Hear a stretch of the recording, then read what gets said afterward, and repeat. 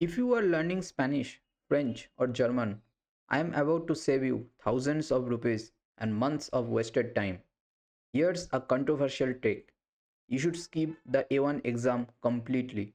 Yes, you heard that right. And no, I am not saying skip learning A1 content. I am saying skip the exam. In the next 8 minutes, I will give you 5 solid reasons why this is actually the smartest strategy for Latin alphabet languages. Let's dive in. Reason number 1.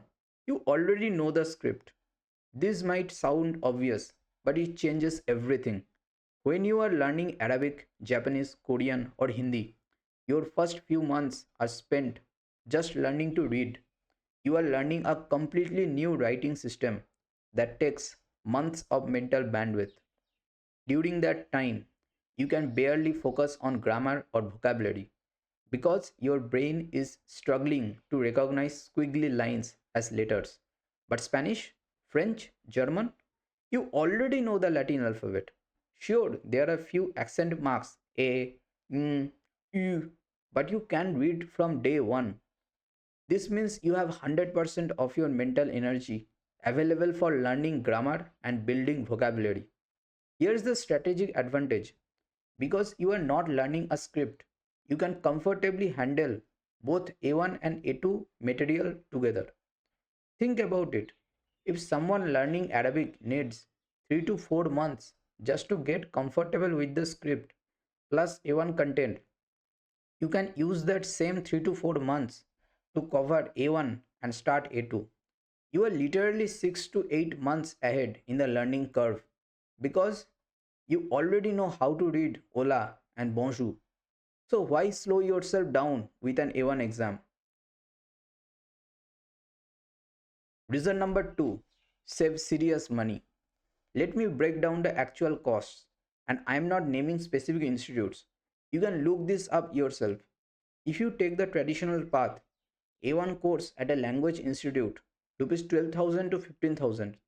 A1 exam fee, rupees 3,000 to 5,000. Then A2 course, another 12,000 to 15,000. A2 exam fee, rupees 3.5 thousand to 5,500. Total cost, you are looking at 30,000 to 40,000. Now here's the smarter approach. Self-study A1 using free YouTube channels, apps like Duolingo for practice and cheap textbooks. Maybe rupees 2000 total if you buy books. Then join an A2 course directly or even self-study A2 with better resources. Now that you understand the basics, rupees 12,000 to 15,000 for a course if you want structured learning. Take only the A2 exam, rupees 3,500 to rupees 5,500. Your total around 18,000. You just saved rupees 12,000 to 15,000.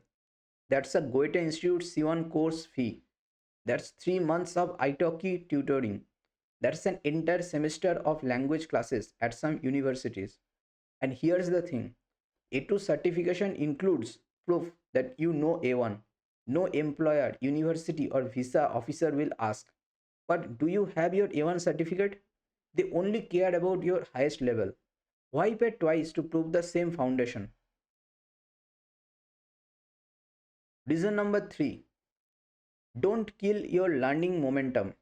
Here's what actually happens when you take the A1 exam. Month 1 to 4, you are learning A1 content, new grammar, new vocabulary, you are excited.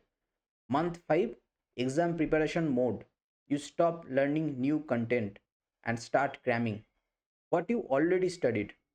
You are doing practice tests, memorizing formats, stressing about exam day. Month 6, you take the exam.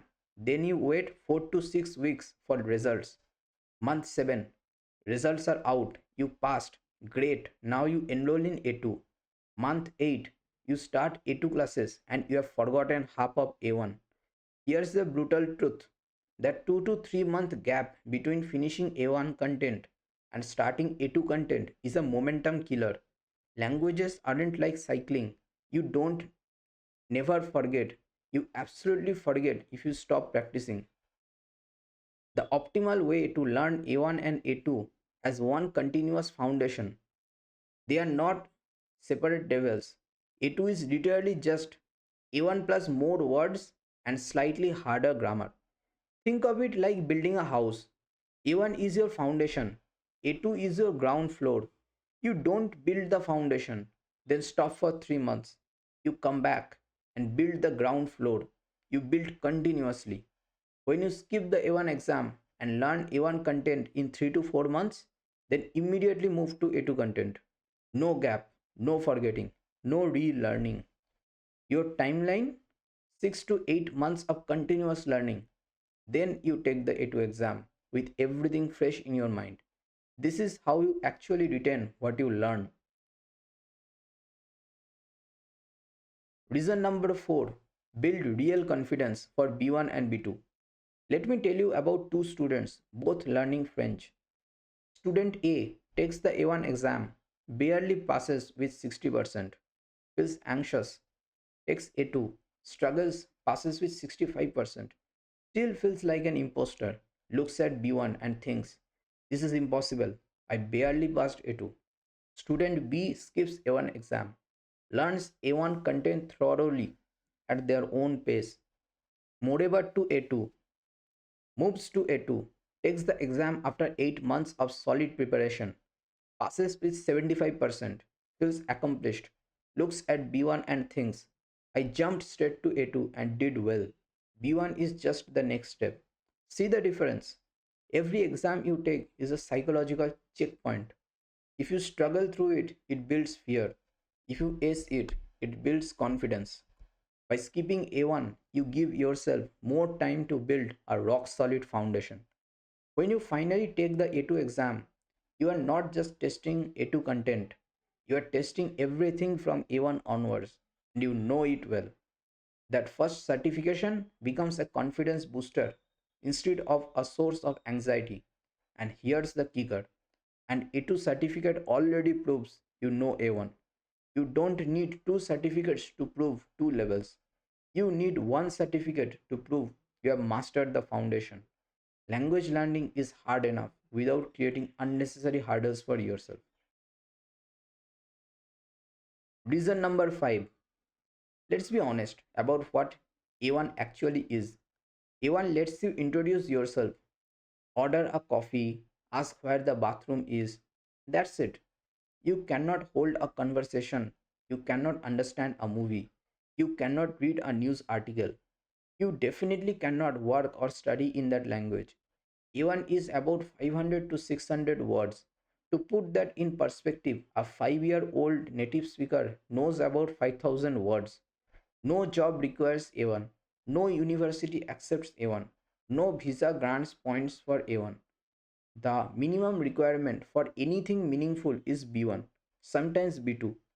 So why you are paying rupees 5,000 and spending 2 to 3 months preparing for an exam that proves you know the basics?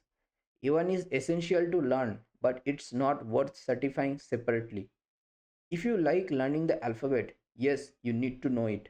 But nobody gives you a certificate for knowing ABC. They give you certificate when you can read and write. A2 is your first meaningful milestone. It shows you can handle basic conversations, understand simple texts, and navigate everyday situations. A1 is just a stepping stone. Don't waste time and money certifying the stepping stone. Certify the actual foundation. So, here's your action plan. Step 1, self study A1 content. Use YouTube channels like Easy Languages, Spanish Dict, French Pod 101, whatever you like. Use apps like Duolingo, Busuu, Babel, whatever you like. Buy one good A1 textbook if you want structure. Total cost maybe 2000 to 3000. When you are comfortable with A1 basics, around 3 to 4 months in, don't register for an A1 exam. Instead, continue straight into A2 material. Keep the momentum going. Step 3. After 6 to 8 months of continuous learning, take the A2 exam as your first certification.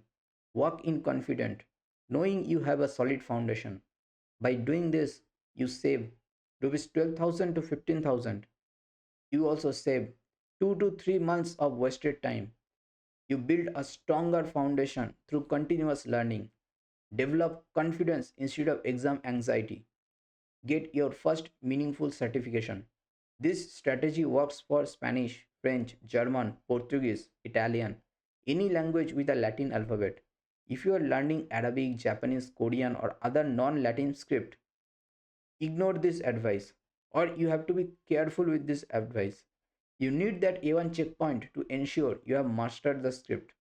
But for Latin alphabet languages, skip A1 exams. Focus on learning, not testing. Your future self and your wallet will thank you. If this video helped you, hit that like button, subscribe for more practical language learning advice, and drop a comment telling me which language you are learning and whether you will skip A1. Thanks for watching and happy learning. If you want further language learning material and support, you can check in the description.